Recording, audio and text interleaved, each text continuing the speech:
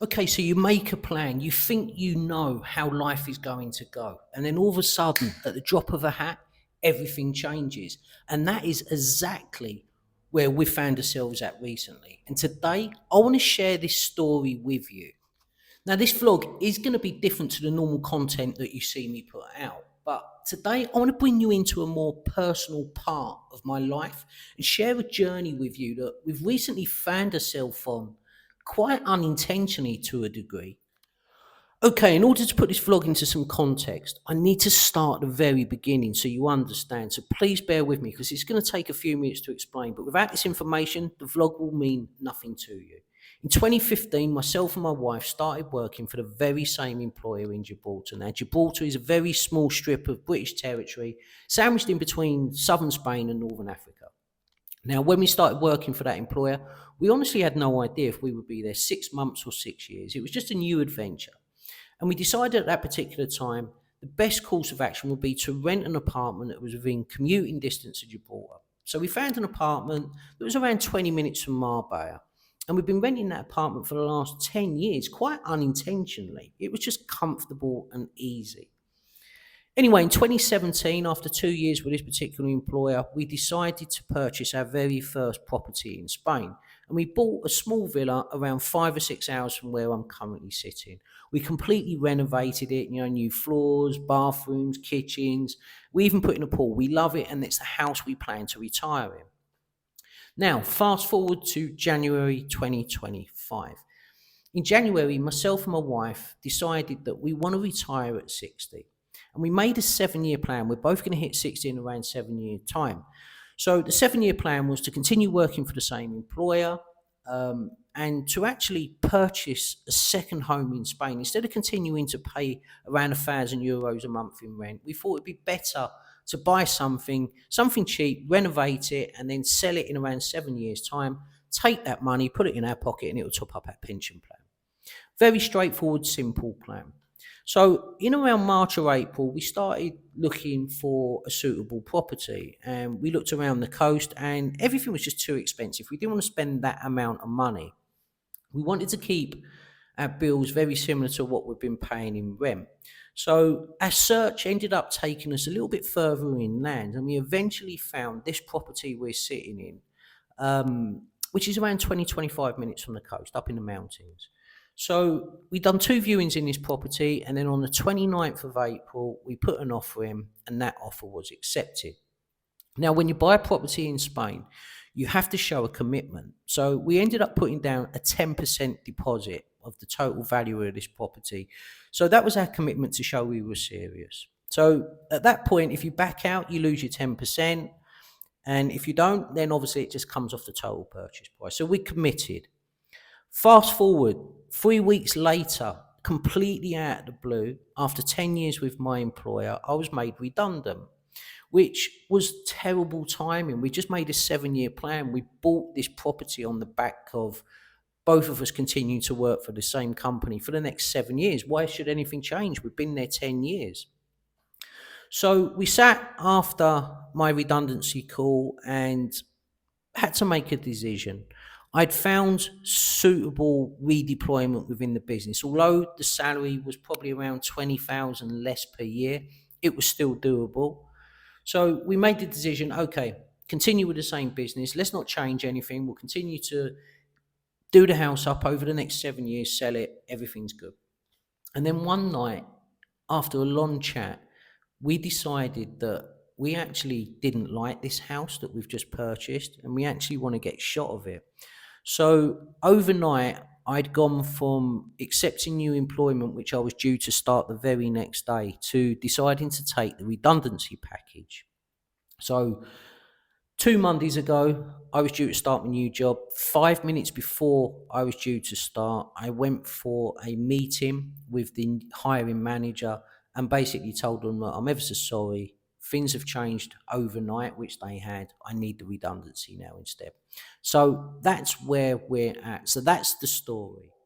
So why have we bought a house we don't like? Well, of course, we didn't buy this house not liking it. When we actually bought it, we loved it. We had this dream of village life, away from the hustle and bustle.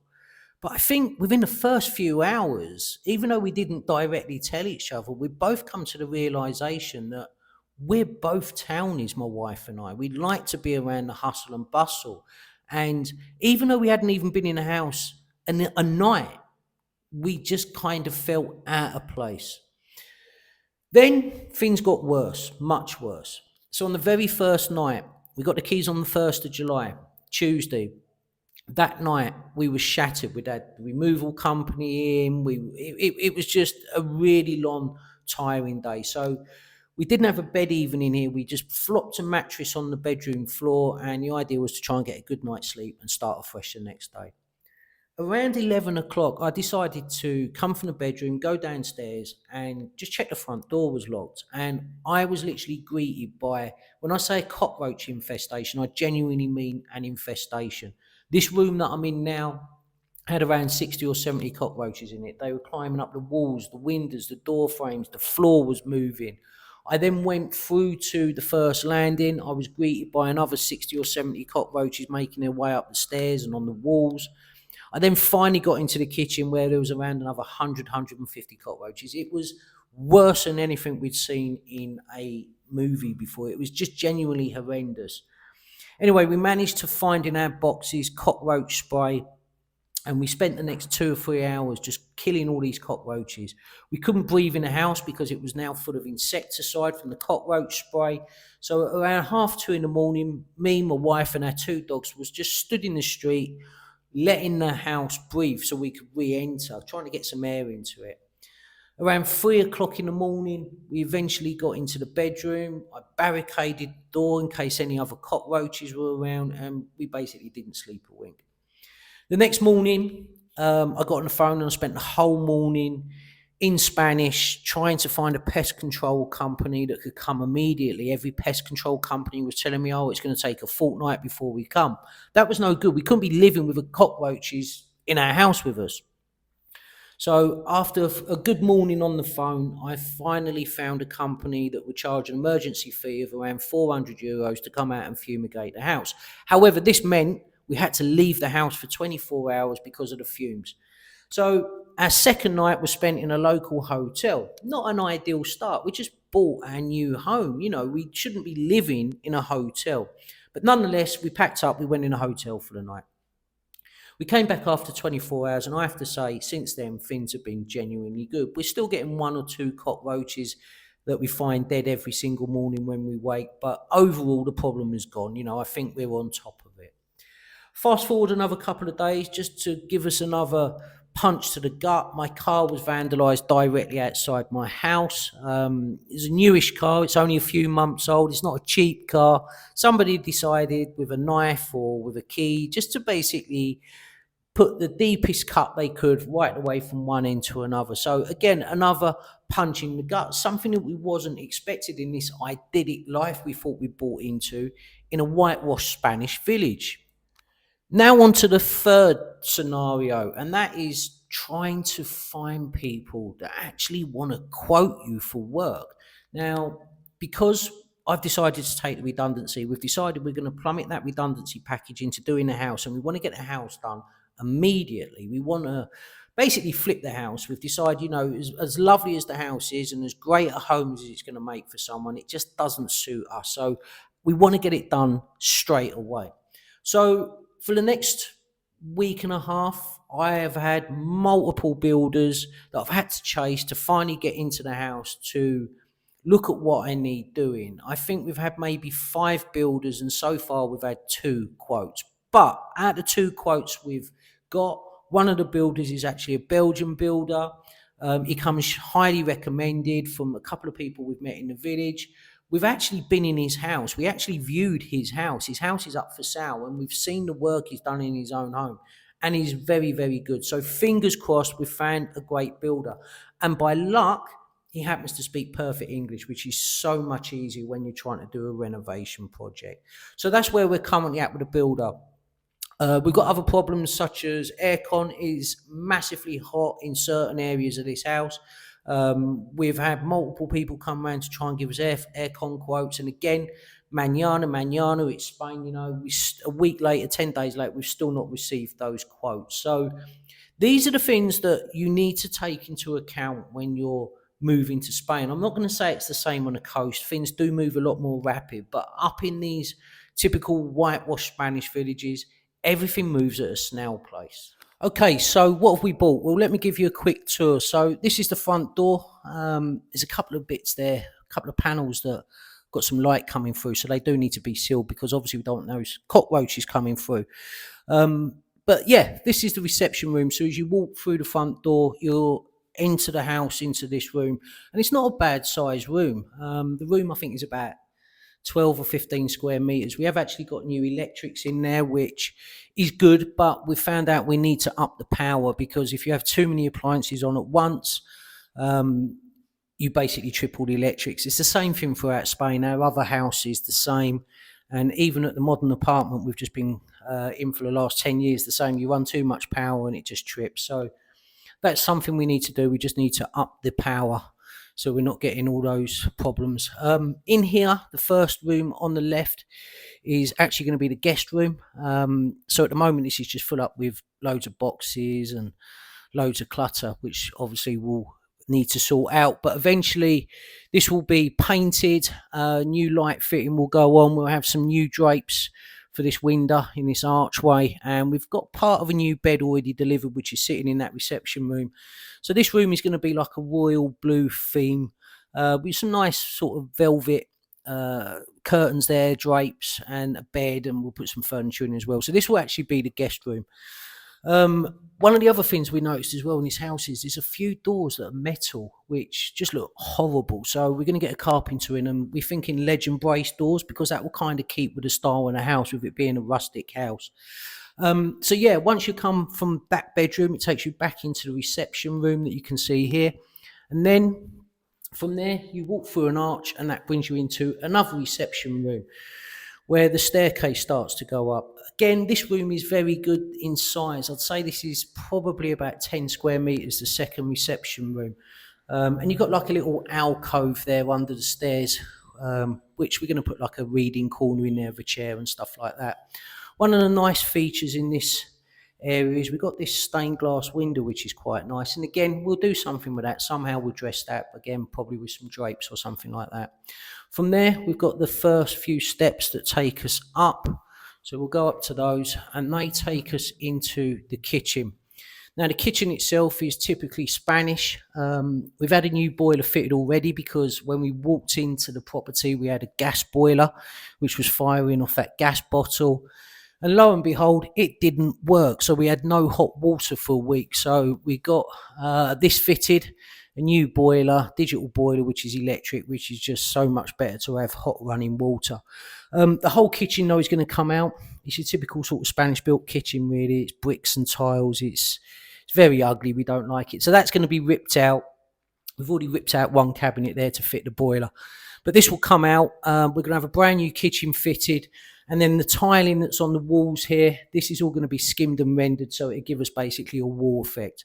So that's the plan for the kitchen. And then obviously, we'll change the fittings, paint the ceiling. The whole house is going to be painted top to bottom. Once the new kitchen is fitted, we're thinking about this height.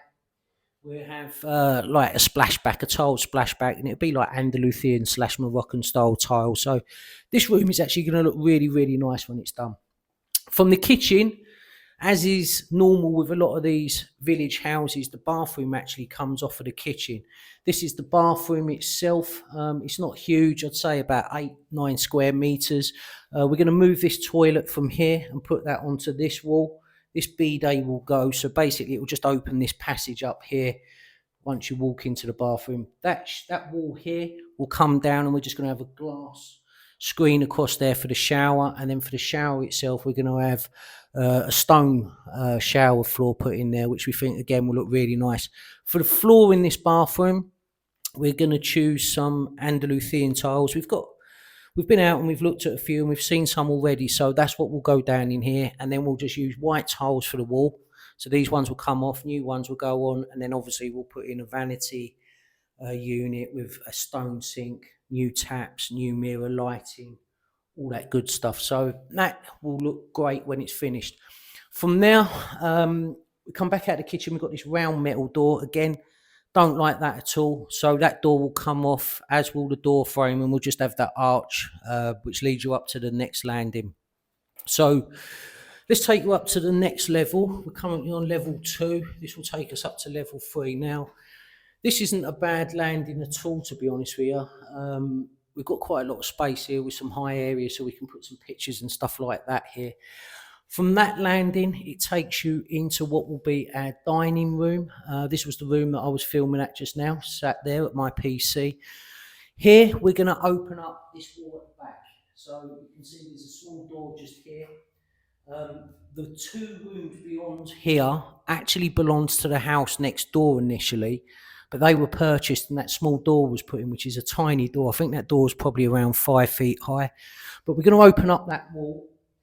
We're going to put like a large window in there, so that just let more light into that room, because that room is quite dark. From this room, we've got a few little steps just here, and these take us out to the terrace area.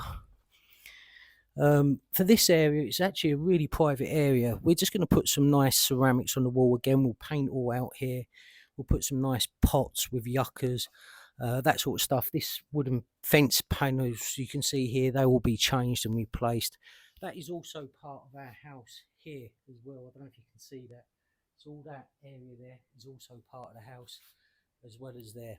From the views from the terrace are basically the mountains, which are stunning. You know, even if you're not into the countryside, I have to say the drive up here is exceptional. And you can see we've got like one of the old church towers there, and then you've got part of the street there, so you can see the kind of village that it is. But yes, it's very, very pretty.